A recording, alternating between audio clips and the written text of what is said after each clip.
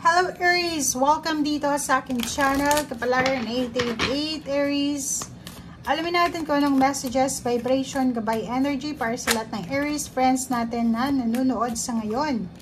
Okay, ito ay general reading guys. So, pwede kang makaresonate. Gamitin mo ang iyong intuition sa panonood. Okay. Okay. Aries, may tanong sa'yo ang baraha. Sino ba ang kailangan mong patawarin? Or ikaw ba yung kailangan humingi ng tawad? Okay? Sinasabi ng barahang ito na once na nirelease mo na yung galit mo, yung old anger mo, resentment or grudges, sama ng loob, hinanakit sa buhay, malalaman mo or mahanap mo or makukuha mo kung ano yung mga wishes mo. Parang ganun. So, ibig sabihin, may mga pinapasan ka Aries na mga sama ng loob, hinanakit, galit, or kung ano pa man yan, na siya yung nagiging blockage para doon sa wishes or dreams mo. 'Di ba? So, parang ano to, self-realization to Aries. Marami kang gusto sa buhay, pero feeling mo, hindi mo nakukuha. Self-check, i-check mo yung sarili mo. Siguro, ang dami mong pinapasan ng mga galit, hinanakit, ng ninuno pa, long time ago pa, few years ago pa. Kailangan mo na daw na ibabayan para magkaroon na ng space sa buhay mo ng prosperity, blessings, and abundance. Kasi yun yung nagiging hadlang eh. Diba? Perfect timing na ngayon eh. It's a perfect timing na Aries para mag-move forward ka. Right time na para mag-move forward or mag-move on ka. Okay? Kung ikaw naman ay Aries na lalaki or may anak kang lalaki, huwag kang masyadong mag-alala kasi you are protected. Or kung may anak kang lalaki, siya ay protektado. Or may pamangkin na po or kung sino man siya. Okay. Thank you.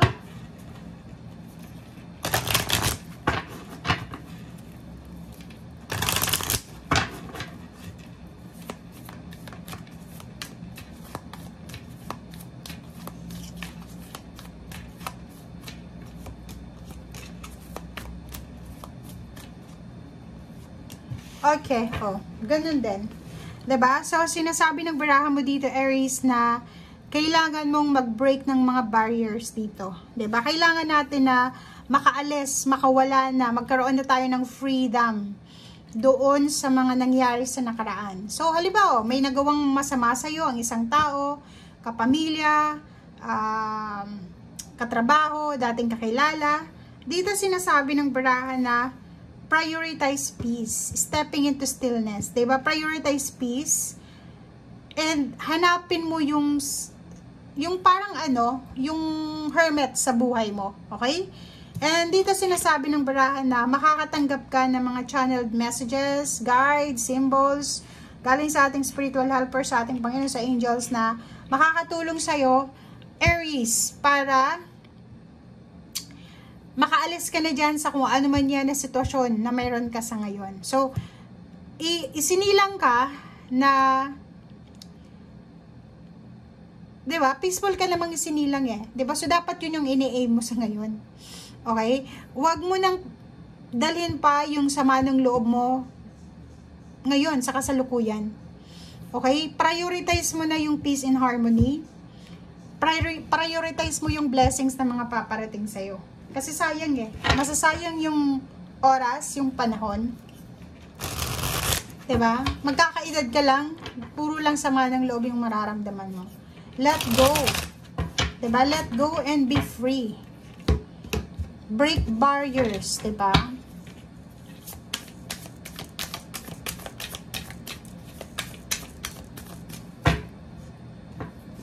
Okay. Ten of Cups, King of Cups, and the Devil. Wow. Nakakaloka dito. May mga temptation ka, Aries.